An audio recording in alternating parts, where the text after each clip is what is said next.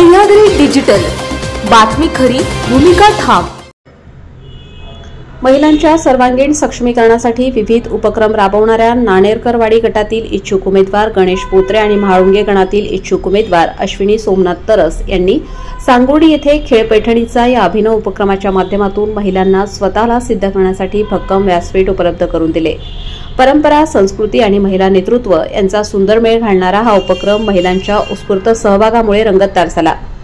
या कार्यक्रमात महिलांनी पारंपरिक खेळ, सांस्कृतिक सादरीकरण आणि विविध कलागुणांच्या स्पर्धा अशा विविध विभागातून कौशल्य दाखवले।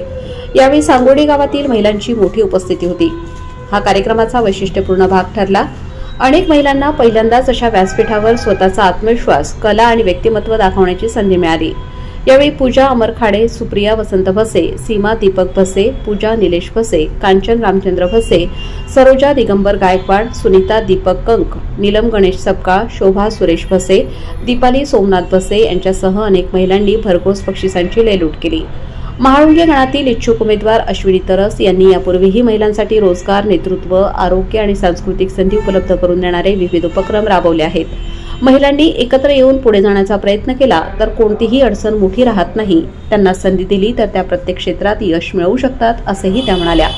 अश्विनी तरस आणि गणेश पोत्रे यांनी राबवलेला हा उपक्रम येणाऱ्या काळात महिलांच्या सक्षमीकरणाचा नवा अध्याय ठरेल अशी प्रतिक्रिया सहभागी महिलांनी व्यक्त केली।